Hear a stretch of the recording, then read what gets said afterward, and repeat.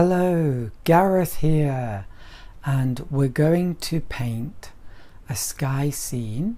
It's going to be above a river, and the first thing I've done is draw my horizon line. Now this is going to be the bank, the further bank of a river, and here we're going to have the other side of the bank, the side closest to us. So the sky is going to be a real simple one, I hope. So I want a really watery mix. There we go, very watery. And I'm using a big pad, and this part here is like scrap paper. I can test my mix here, which is very useful. So I'm going to begin here, and I want a light area about here, so I'm adding more water now, and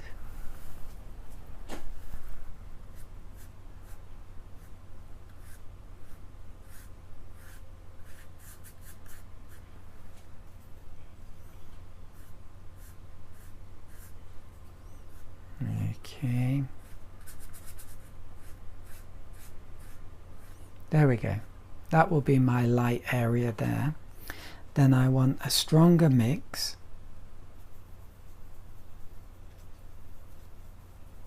Let's test. Yeah, that's definitely stronger. Here's one of my clips here.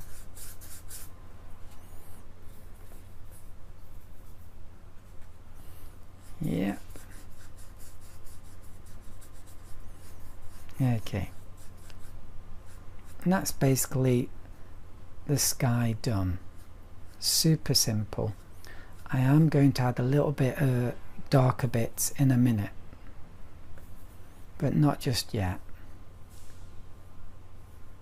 Except for at the bottom here, where I want it really soft.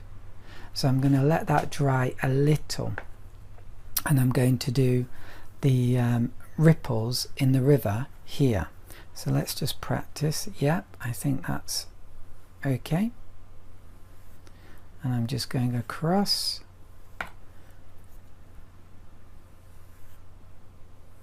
Nice and smoothly.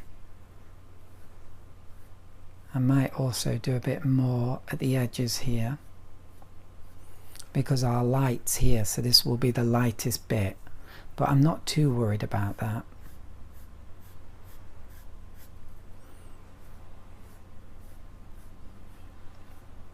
Because I want to make this a fairly simple and easy painting. And then let's just do something at the bottom here. This will be covered by the bank, so we don't have to worry too much about this. Okay, now I'm going to add some slightly darker bits here. Now this has to be thick. If it's too wet, it's going to make a cauliflower. It's going to make water spread outwards and create an ugly mark, so we have to be careful. Let's see what this looks like. Yep, and I'm doing sweeping clouds like that.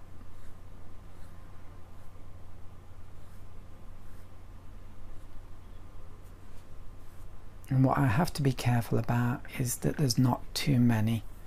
I'm going to do just one more here, and then I think that's enough. And there we go, a really super simple sky. Now let's just leave that to dry. Okay, now we are going to paint this far shore, and what I'm going to do first is make my mix. Now it's got to be a bit stronger than the sky, but it doesn't want to be too strong because we're saving that stronger tone for the foreground. So let's just I'm using my scrap paper here just to practice what it's going to look like. Now the important thing is I've actually used as a reference my local river, which I love very much, but the truth is by my river, a lot of the trees are the same height, and I'm not going to do that here because that would just be too boring. So what you're going to see me doing, like just there, is creating variety in this riverbank. It's so important. And look, I'm almost starting to make it look exactly the same, which is another death thing. You don't ever want to make it look repetitious. It needs to look irregular. I think that works. Yeah, I think that's good. Now I want to do the bottom of this bank, and I want it to be rough looking. The more rough this edge is, just here, that's why I didn't dip it back in the mix, because it would get wet and it would give me a lovely smooth edge.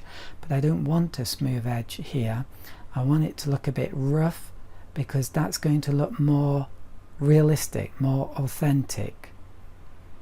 A super smooth edge all the way along here would just not look very natural, and that's enough. There's tiny little gaps of white which gives a bit of interest to this and doesn't make it just a solid block. So that's what you want. Now here I want to reflect some of this dark sky in this water. So again, dry brush, and I'm just going to practice on my scrap paper. Here we go, and one more, and that's enough. It's just an indication, that's all. And that looks pretty good. Now I'm going to leave that to dry, and then I'm going to paint this bank in the foreground. Gareth here. It's pretty dry. I should leave it longer, but I'm going to get on with it.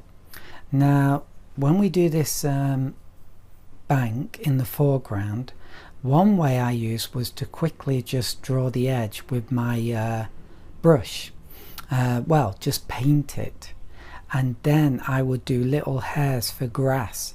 But I found what happened is it dried very quickly, and the grass hairs that I was painting into the paint, I was too slow doing it, and so you were getting an ugly mark underneath where the paint had dried.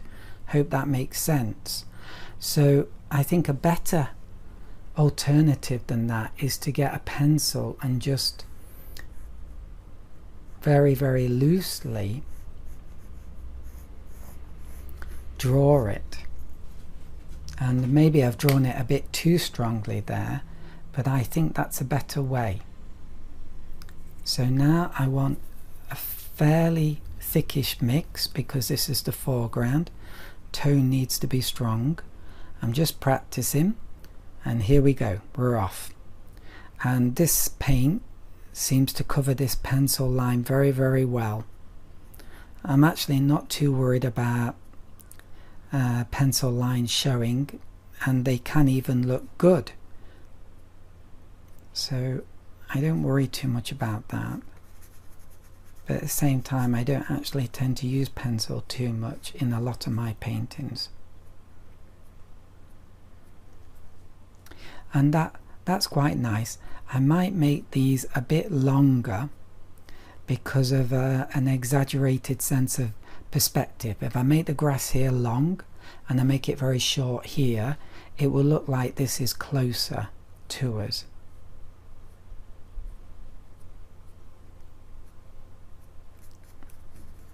Yep, there we go, and just continue.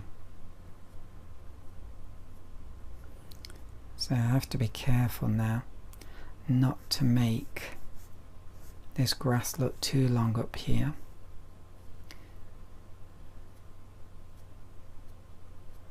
Now if you can get rough marks like that, little rough edges, it looks better.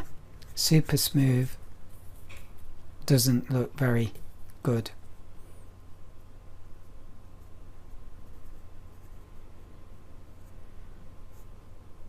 like that. It's a bit rough there, it's not smooth. That's nice, that's what we want. Okay, and then just do that, and then I might just wet it. Now that's good enough, and I could just leave it like that, and actually I probably should, but what I'm going to do is try and add a little bit more texture to this grass. So I'm going to start right at the bottom, which is the safest area, because I can make a lot of this a bit darker and it increases the sense of perspective.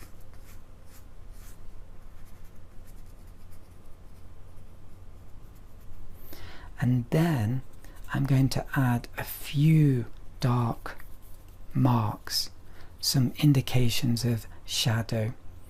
And the problem is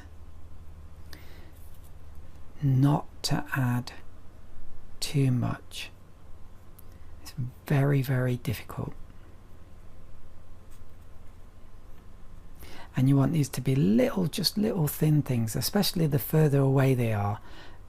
It needs to be smaller shadows.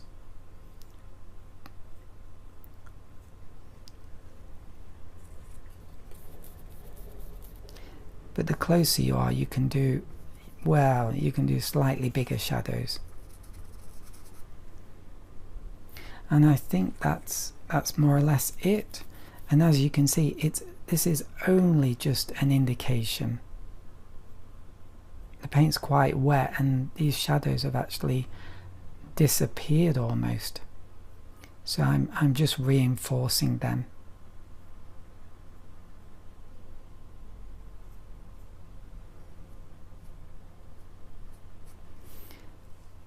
And maybe just there.